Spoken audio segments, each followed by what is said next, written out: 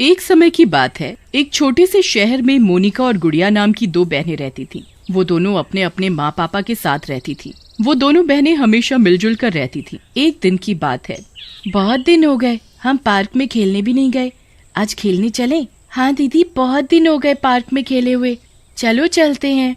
वहाँ उनके और दोस्त भी खेलने आए हुए थे। चलो आंख मिचौली खेलें। हाँ हाँ, बड़ा मजा आएगा, बड़े दिन हो गए आंख मिचौली खेले हुए। और सब लोग आंख मिचौली खेलने के लिए तैयार हो जाते हैं। सबसे पहले किसकी बारी आएगी? मोनिका की आंखों पर पट्टी बंधेगी। और फिर मोनिका की आंखों पर एक दोस्त पट्टी बांध देता है। फिर मोनिका सब दोस्तों को पकड़ने लगती है। फिर मोनिका अपने दोस्तों को पकड़ते पकड़ते एक झाड़ी के पास पहुंच जाती है।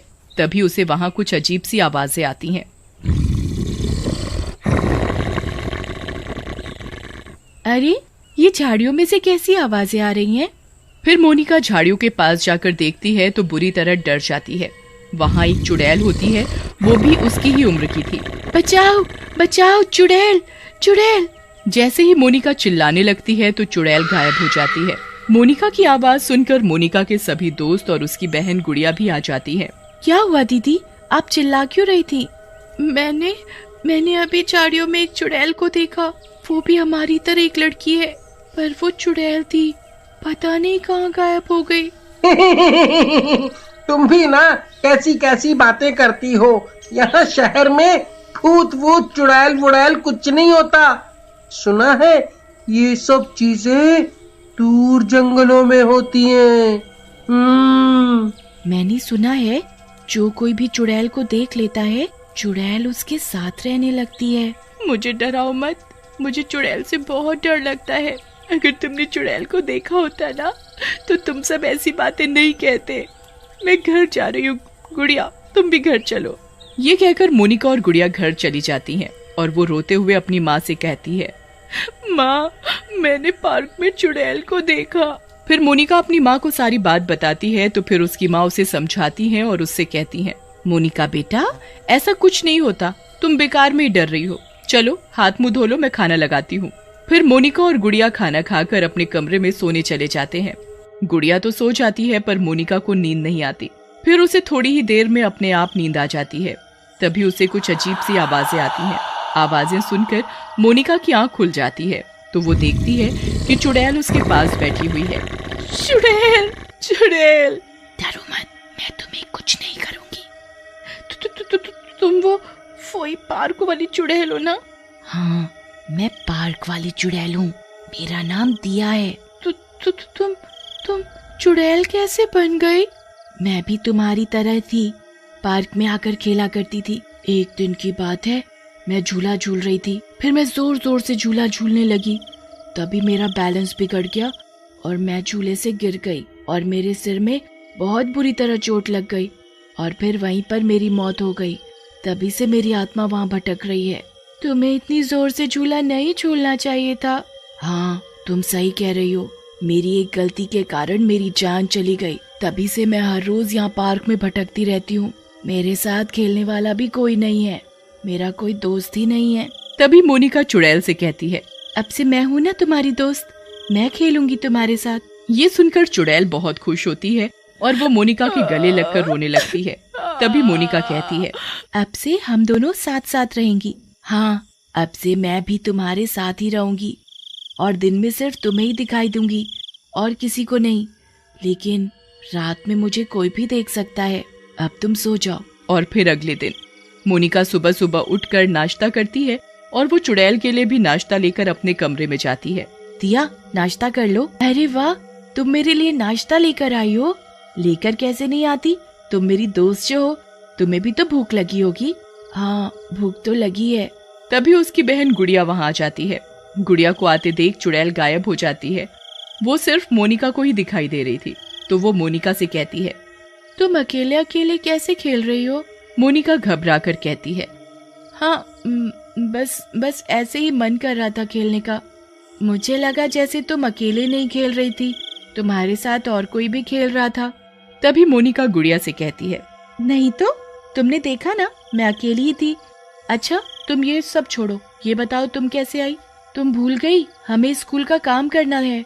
ओह अरे मैं तो भूल ही गई थी कि स्कूल का काम भी करना है। और दोनों बहनें अपना अपना स्कूल का काम करने लगती हैं। तभी माँ आ जाती है और कहने लगती है, तुम दोनों काम ही करती रहोगी या खाना भी खाओगी? चलो पहले चलकर खाना खा लो। गुड़िया तो खाना खाने के लिए जाने लगती है, पर मोनिका कहती है, माँ मैं अपने कमरे में ही खाना खाऊंगी। माँ को मोनिका की अपने कमरे में खाना खाने की बात अजीब सी लगती है, तो वो मोनिका से कहती है, मोनिका बेटा क्या बात है, तुम सबके साथ खाना क्यों नहीं खाना चाहती? तुम्हारी तबीयत तो ठीक है? तभी मोनिका कहती है, माँ मेरी तबीयत ठीक है, बस आज मेरा मन अपने कमरे में ही खाना खाने का है। ठीक है, मैं तुम्हारा खाना तुम्हारे कमरे में ला देती हूँ। माँ मोनिका को खाना कमरे में ही लाकर दे देती हैं और वहाँ से चली जाती हैं। तभी मोनिका और चुड़ैल दोनों साथ साथ खाना खाने लगते हैं। मोनिका का तो पेट भर जाता है, लेकिन चुड़ैल का पेट नहीं भरता और वो मोनिका से कहती है, मोनिका मेरा तो पेट भरा ही नहीं, मुझे और खाना है।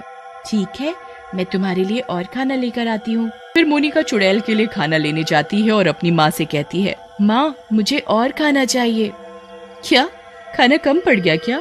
हाँ माँ, खाना था ही इतना स्वादिष्ट कि मुझे और खाना है।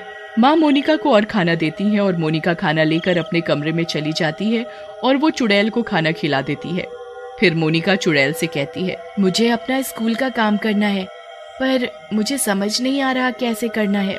मुझे बताओ क्या काम है, हो सकता है मैं तुम्हारी मदद कर सकूं। मोनिका अपना मैथ का काम चुड़ैल को दिखाती है और वो चुड़ैल से कहती है, मुझे ये सवाल समझ में ही नहीं आ रहे कि ये करने कैसे हैं। ये सवाल तो मुझे बहुत अच्छे तरीके से आते हैं, ये तो मैं चुटकियों में कर दूंगी। फिर चुड़ैल मोनिका का काम मिनटों में कर देती है। तभी गुड़िया भी वहाँ आ जाती है और वो मोनिका से कहती है, मोनिका दीदी मुझसे ये सवाल हो ही नहीं रहे, तुमने कर लिए क्या? हाँ मैंने तो अपना काम कर लिया। और मोनिका अपना काम गुड़िया को दिखाती है। गुड़िया काम देखकर हैरान हो जाती है कि मोनिका तो मैथ में कमजोर है, फिर उसने ये सवाल कैसे कर लिए।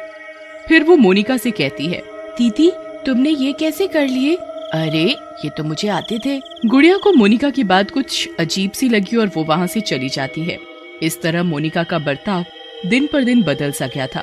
सभी लोग मोनिका को इस तरह से अकेले देखकर परेशान रहने लगे थे कि आखिरकार मोनिका को हो क्या गया है। तभी एक दिन माँ देखती है कि अकेले अकेले मोनिका किसी से बातें कर रही है। उसकी ये बात देख माँ बहुत हैरान होती है और कहती है, ये मोनिका को हो क्या गया है, कुछ तो गड़बड़ है।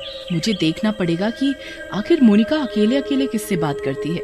और रात को जब सब लोग सोए हुए थे, तभी मोनिका की माँ रसोई में पानी पीने के लिए जाती हैं और वो चुड़ैल को मोनिका के बालों में तेल लगाते देख लेती हैं। चुड़ैल को देखकर माँ बुरी तरह डर जाती हैं और कहती हैं, अच्छा तो मोनिका चुड़ैल के साथ रह रही थी, मुझे कुछ करना पड़ेगा, कहीं ऐसा ना हो ये चुड़ैल मोनिका को कोई नुकसान पहुंचा दे।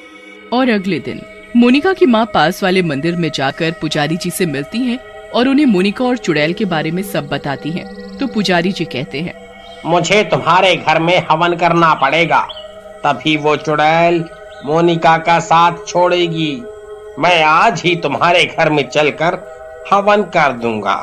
ठीक है पुजारी जी, आप हमारे घर चलिए। पुजारी मोनिका के घर हवन करने चला जाता है और घर पहुंचकर घर में हवन करने लगते हैं।